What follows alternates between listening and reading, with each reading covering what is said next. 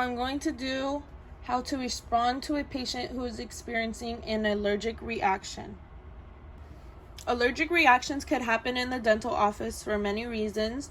They could be allergic to the topical anesthetic flavor that we're using, latex gloves, anything. It could be anything.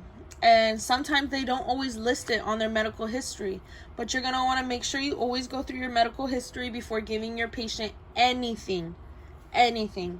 And sometimes they won't always list it, so sometimes you have to ask any allergies, anything, and sometimes they still won't. So for this example, we're going to say that they didn't list it or say it anywhere. So some signs to look for are blotchy and itchy skin, itchy eyes, nose, red eyes, swelling of the hands or feet, stomach pain, vomiting, loss of breath or breathing issues, chest tightness, tongue swelling, or signs of shock and anxiety. So we're going to go into the office and we're going to see our patient in distress. Obviously, we know something's wrong with her. We are not going to leave her. Him or her. We're not going to leave them at all once we know. We're going to ask them, see if they're responsive. Hello, can you breathe? Say your name for me? Do you know where you're at? Do you know the year? And they're answering all those questions. Good. They're still responsive.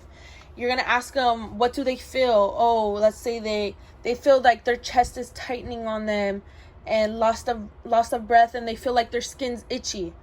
Okay, it may be allergic reaction. We're going to ask them, do you have any allergies you did not list for us today? Then they're going to say, yes, I'm allergic to this. Then we're going to be like, oh, that was in your topical anesthetic. We're going to go ahead and we're going to call 911 right away. So they're going to call 911, stay with your patient and make sure they stay responsive. We're going to go ahead and ask her, do you have an EpiPen or anything on you by chance? She's going to go ahead and tell us, yes, she does. We're going to go ahead and give her EpiPen. But we're still going to make sure that she sees medical assistance.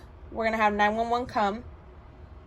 Her EpiPen starts making her feel better, but 911 is still on their way. We're going to be giving 911 as much info as we can as possible. Food she's eaten, how she's feeling, what we gave her, everything we gave her. Medications, treatment, everything we gave her, we're going to give to them. And if we took their vitals too before, we're going to give them that as well. So we're going to be demonstrating how to respond to a patient who is experiencing diabetic emergency. So let's just say we are in the office and I turn around and I see the patient is just sweating profusely. It's just everywhere, I could tell, and the office is not hot, so it's out of the normal. I'm going to ask her, make sure she's responsive. I'm going to ask her, how are you feeling? And then she's going to proceed to tell me how she's feeling. She's going to tell me she's dizzy, she's sweating, she feels like the room is spinning.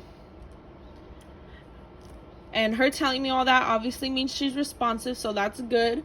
But we're going to go ahead and go over her health history and see that it said that she was diabetic.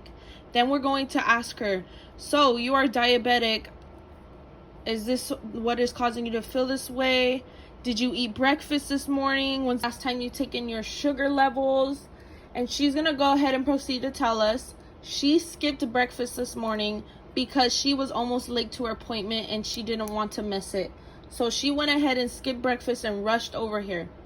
So that could be why she is feeling the way she's feeling, because her sugar level could be so low because she did not eat anything. So we're going to go ahead and proceed. Sometimes the office has sweets or sugar for patients like this and emergencies like this. So we're going to go ahead and give her the sugar. She's going to eat it. We're going to ask her how she feels. We're never going to leave the patient. Never. If we need help, we could call out to somebody. We are not going to leave her in case, what if she becomes unresponsive and she faints or something? You never know. So we're never going to leave the patient. Make sure. And so she's going to eat her candy. We're going to see how she feels.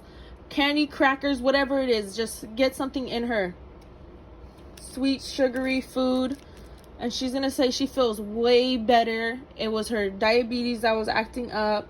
She should have ate something. We make sure she's okay before we begin doing any procedure, whatever we were doing before. And that's it.